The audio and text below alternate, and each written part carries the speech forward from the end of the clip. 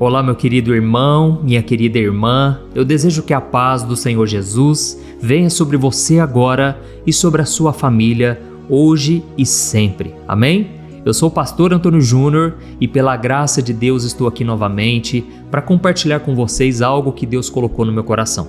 Na verdade, irmãos, essa mensagem que eu vou trazer aqui hoje, Deus já tem ministrado na minha vida há um bom tempo. Olha, o que eu vou trazer aqui para você hoje vai impactar a sua vida de uma maneira que você nem imagina. Sabe, irmãos, muitas vezes a gente vai caminhando com Deus há tanto tempo e a gente tem que tomar todo o cuidado do mundo, porque senão a gente pode achar que somos melhores que os outros. Irmãos, isso é mais comum do que a gente pensa.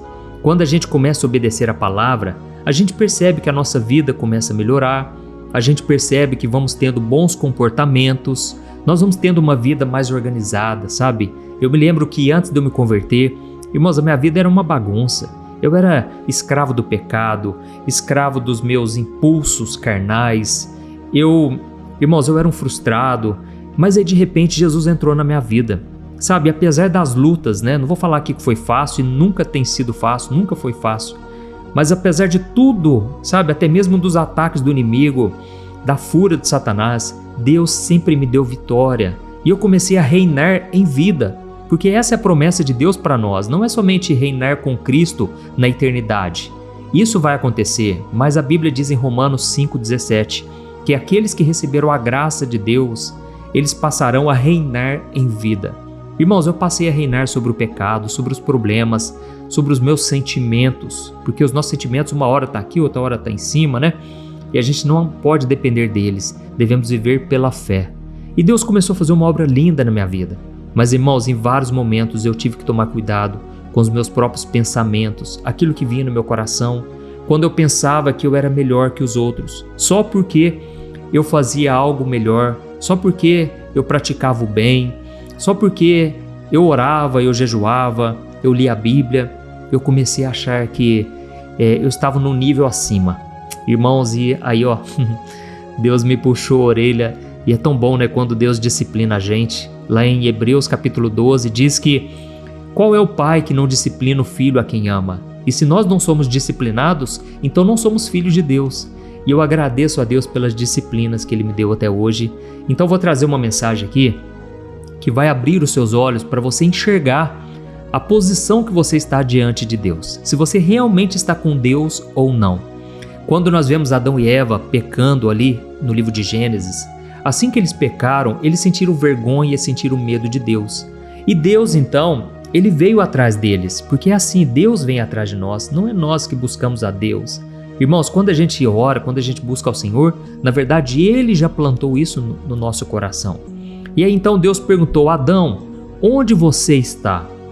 Irmãos, é claro que Deus sabia onde Adão estava, mas Deus queria que Adão refletisse a distância que ele estava do Criador. Deus queria que Adão chegasse à conclusão, nossa, eu me afastei completamente de Deus, eu estou perdido. Irmãos, Deus, todos os dias, Ele vai nos chamar de volta para a presença dEle, porque todo dia a gente tem que chegar nessa conclusão, eu estou perdido. Sem Jesus, eu não posso fazer nada, eu estou perdido. Irmãos, então eu vou ler para vocês uma passagem muito interessante da Bíblia, talvez você nunca entendeu essa passagem, mas ela vai mudar a sua história hoje, amém? Eu só vou te pedir uma coisa antes da gente começar. Clique em gostei, isso ajuda o YouTube a divulgar para mais pessoas. Peço também para se inscrever, tem um botão aqui embaixo, inscrever-se, clica nele e aí vai chacoalhar um sininho aí do lado. Clica nesse sininho e seleciona a opção todas, tá bom? Porque aí você vai receber os próximos vídeos que eu colocar. Lembrando que eu quero te ajudar a entender a Bíblia de um jeito simples e fácil todo dia. Na oração da manhã às 5 horas e a oração da noite às 6 horas da noite e 2h30 da tarde.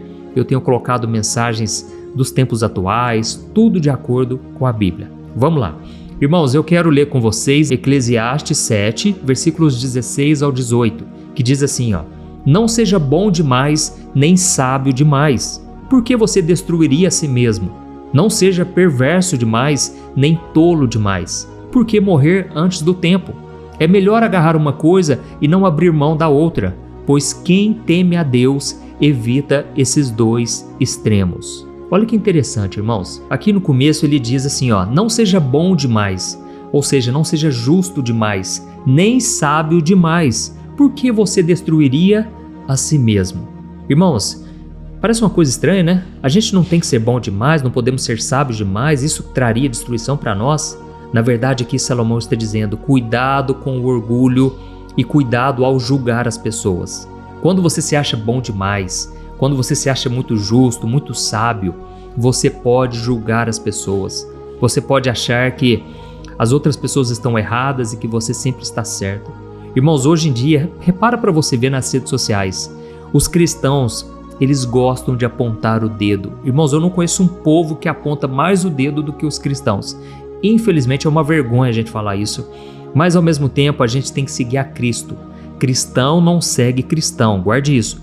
Cristão foi chamado para seguir a Cristo, amém? A não ser que a gente veja Cristo no coração dos cristãos. Fora isso, irmãos, a gente tem que olhar para o autor e consumador da nossa fé. Mas o que eu fico bobo de ver é a quantidade de gente orgulhosa que se acha no direito de apontar o dedo. Às vezes eles veem um vídeo assim e já começam a tirar conclusões de uma forma muito superficial, porque elas se baseiam em um pequeno vídeo, um corte que as pessoas fazem ali de 10 segundos e as pessoas já tiram uma conclusão. Sabe, irmãos, um dia minha esposa me filmou dentro do carro, sabe? E eu tava cantando um louvor, eu nem lembro qual era, e aí o que acontece? Ali na frente ela quis mostrar o louvor que estava tocando. E aí teve uma pessoa que comentou assim: nossa, esse pastor, ele vai pagar um preço caríssimo no juízo diante de Deus, porque esses pastores ficam só enriquecendo nas custas dos outros. Irmãos, a moça viu que o meu carro era um carro aparentável e na hora ela já me julgou sem conhecer, entendeu? É só para vocês entenderem aqui. As pessoas acham que a gente tem que ser pobre, miserável.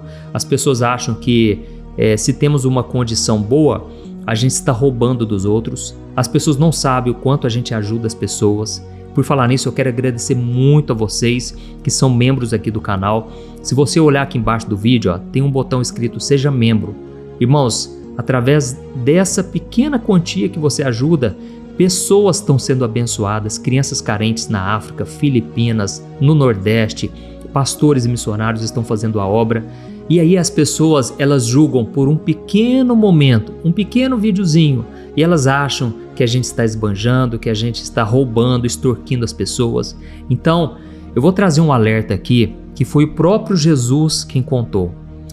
Eu vou deixar para o final, você vai ficar impressionado com o quanto a gente tem que tomar cuidado ao julgar as pessoas. Mas voltando aqui a isso que eu estou falando, né? O cuidado que a gente tem que ter com orgulho. E lá em Lucas capítulo 18, Jesus contou uma parábola do fariseu, que era um religioso, e um cobrador de impostos. E sabe qual foi a oração do fariseu? Aquele homem que já conhecia as escrituras, que jejuava, que fazia tantas coisas na obra de Deus. Sabe o que ele orou? Ele orou assim, ó: Pai, muito obrigado, porque eu não sou como os outros pecadores, desonestos, porque eu estou sempre aqui no templo, orando, jejuando 2 vezes por semana, eu dou o dízimo de tudo que eu ganho. Irmãos, Jesus disse que esse homem foi reprovado por Deus. Sabe por quê? Por causa do seu orgulho. E aí então chegou o cobrador de impostos, um homem que era realmente pecador. Todos nós somos pecadores, mas esse homem era visível o seu pecado, porque os cobradores de impostos, eles realmente extorquiam as pessoas. Irmãos, esse homem batia no peito e ele falava: Senhor, eu não sou digno nem de olhar para cima, porque eu sei da minha condição, eu sou um miserável pecador, tem compaixão de mim. E Jesus falou assim: irmãos, esse homem foi aceito por Deus, porque Deus viu a sua sinceridade, o seu arrependimento. Sabe, irmãos, então nós nunca podemos julgar. Certa vez os discípulos começaram a criticar certas pessoas e Jesus falou: olha, deixe que o trigo cresça junto com o joio até o dia da colheita. Não faça julgamentos antes da hora, porque lá no céu nós vamos ter muita surpresa, irmãos. Então, o que eu estou dizendo é: Deus conhece o nosso coração. Não podemos nos achar santos demais, justos demais. E aí vem o outro extremo que Salomão disse. Ele continuou dizendo assim, ó: não seja perverso demais, nem tolo demais. Por que morrer antes do tempo? E aí então ele completa dizendo: quem teme a Deus evita esses dois extremos. Irmãos, tem pessoas que elas rejeitam esse legalismo, sabe? Esse monte de regra. eles não querem saber de tantas coisas assim para obedecer a Deus. Só que aí eles caem no outro extremo, que é a libertinagem. Ou seja, elas abusam da liberdade que Deus dá para elas, elas menosprezam a graça de Deus como se fosse uma coisa barata. Irmãos, a graça de Deus, ela custou o sangue de Jesus. Hoje, para nós termos essa liberdade, para nós vivermos uma vida abundante que Jesus prometeu para nós, irmãos, foi pago um alto preço lá na cruz. Nunca podemos esquecer disso. E aí, então o apóstolo Paulo diz lá em Gálatas 5, versículo 13, ele disse assim, vocês foram chamados para viver em liberdade, mas não usem essa liberdade para satisfazer a natureza humana. Amém? Então, nós devemos tomar cuidado porque também existe um grupo de cristãos, irmãos, que hoje vivem como se nada fosse pecado. Tudo é permitido. Não tem nada a ver. Vocês ficam pegando muito pesado. Vocês colocam fardos pesados. Irmãos, é a Bíblia. Não podemos fugir da palavra. O caminho é estreito, sabe? Mas ao mesmo tempo temos uma liberdade. Hoje nada nos aprisiona. Nada nos escraviza. Isso é maravilhoso. Mas não podemos usar dessa liberdade para continuar pecando, sem arrepender, sem mudar de vida. Sabe, irmãos, tem pessoas que elas acham que só o fato de Deus não estar pesando a mão, Deus não está fazendo nada, e o fato dele estar em silêncio quer dizer que Deus está passando a mão na cabeça, Deus está aprovando. Não, Deus é longânimo, Ele é paciente, irmãos. E o fato de Deus não nos condenar, não nos castigar, é porque Ele está esperando que a gente se arrependa. E se a gente não se arrepender de verdade, aí, irmãos, o preço é caro. As consequências vêm. Então a gente tem que tomar cuidado com esses dois extremos. Primeiro, se achar santo demais, justo demais. E com isso a gente começa a julgar os outros. Tome cuidado quando você aponta o dedo. Não estou falando só para mim, não. Eu estou falando para qualquer pessoa. Mesmo que ela tenha errado, ore por ela. O que você acha? É uma ideia boa, não é? Comece a orar, fique em silêncio se não tiver nada edificante para falar. Segundo ponto, tome cuidado ao você ignorar a necessidade de santidade, vivendo como se as suas escolhas não fossem afetar a sua vida. Irmãos, as nossas escolhas trazem consequências. Eu vejo um exemplo muito claro na Bíblia, sabe como? Sabe de quem? De Davi. Chegou um momento na vida de Davi, irmãos, que ele foi tão abençoado por Deus, tudo que ele fazia dava certo. Davi era próspero, ele era reconhecido diante de Israel. Davi, ele tinha tudo o que ele precisava, irmãos. Só que aí chegou um momento que ele começou a se achar melhor que os outros. E ele então não quis mais ir para a batalha. Ele era um homem de guerra, um homem que estava na frente dos exércitos. Mas teve um dia que talvez ele pensou assim, eu mereço, né? Eu já estou há tanto tempo na caminhada com Deus, eu mereço descansar. E tudo bem descansar, isso faz parte.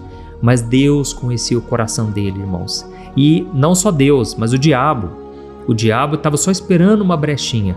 E nesse dia que ele não foi para a guerra, ele ficou passeando no palácio. E quando ele começou a passear, ele viu uma mulher muito bonita tomando banho. Irmãos, naquele momento, ele procurou saber quem era aquela mulher, ele ficou encantado. E ele descobriu que era uma mulher casada. Ixi, aí complicou, hein? Só que Davi, ele se achava o Deus Todo-Poderoso, sabe? Ele começou a se achar o cara. Ele começou a se achar melhor do que qualquer outra pessoa e acima da lei e acima da palavra de Deus. E foi então que ele mandou o marido daquela mulher para frente da batalha simplesmente para ele morrer. Irmãos, aquele homem era leal a Davi, era um homem muito correto, um homem que amava sua esposa. Davi, ele mexeu com quem não devia, sabe por quê? Porque agora Deus iria tratar com Davi. Olha, irmãos, não podemos brincar com o Senhor. Ai daquele que cai nas mãos do Deus Todo-Poderoso, é assim que diz a palavra. E aí então Deus enviou o profeta Natã, que foi ao encontro de Davi. E lá em 2 Samuel capítulo 12, conta essa história, esse episódio em que Natã confronta Davi. Mas primeiro ele chega para Davi dizendo o seguinte: Davi, eu posso contar uma história? Deixa eu te falar, tinha um homem muito rico que ele tinha muitas ovelhas, muito boi, muito gado. E de repente ele quis fazer uma festa para os seus amigos.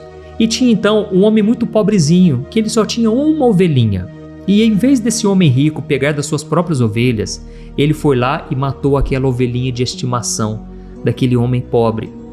Naquele momento, irmãos, Davi ficou tão furioso e ele falou: o quê? esse cara foi muito cruel, esse cara foi muito mal, ele merece morrer e ele merece pagar 4 vezes mais por toda a maldade que ele fez. Onde já se viu pegar aquela única ovelhinha daquele homem pobre? Sabe o que aconteceu, irmãos? Naquela hora Deus usou o profeta Natã e ele falou: Davi, esse homem é você. Isso mesmo, você é esse homem rico, esse homem cheio de abundância. Você já era tão próspero e se você ainda orasse mais, Deus podia te dar muito mais. No entanto, você foi lá e pegou a única mulher daquele homem. Olha, a sua maldade foi terrível. Irmãos, naquele momento, Davi, a Bíblia diz que Davi falou: pequei, eu pequei contra o Senhor, tem misericórdia de mim. Irmãos, Deus confrontou Davi, mas era para o bem de Davi. Porque se Davi não tivesse ouvido aquela repreensão, se Deus não tivesse disciplinado ele, irmãos, ele ia ladeira abaixo. Porque a Bíblia diz que um abismo chama outro abismo.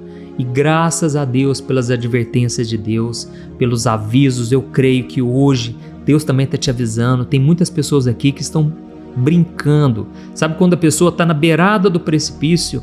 Tome muito cuidado, tá bom? Mas o que mais me impressiona é que Davi, ele falou uma declaração, irmãos, que aquilo se voltou contra ele.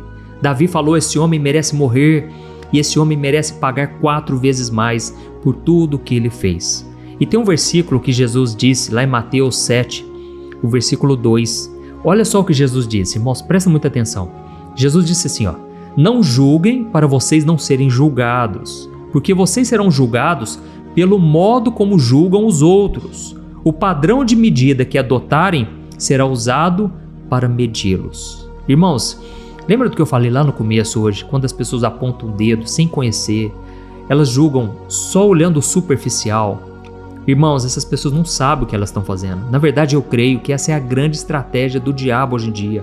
Sabe, o diabo coloca essa autojustiça no coração das pessoas. Ele sopra no ouvido delas: olha, você é melhor do que ele, porque você não fez esse e aquele pecado.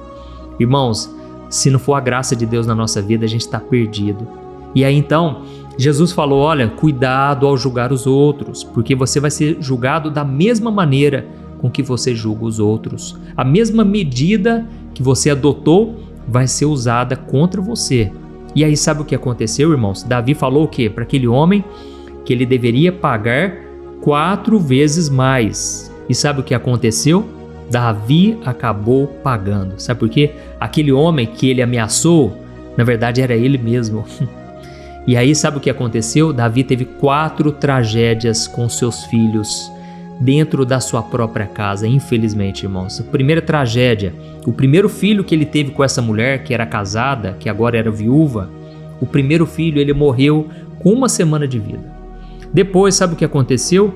Tamar, a filha de Davi, ela foi abusada pelo seu meio-irmão, um homem chamado Amon. E Amon abusou daquela menina, ele desprezou aquela menina, e ele não somente abusou dela, mas aquilo trouxe uma desonra para aquela família, para a família de Davi.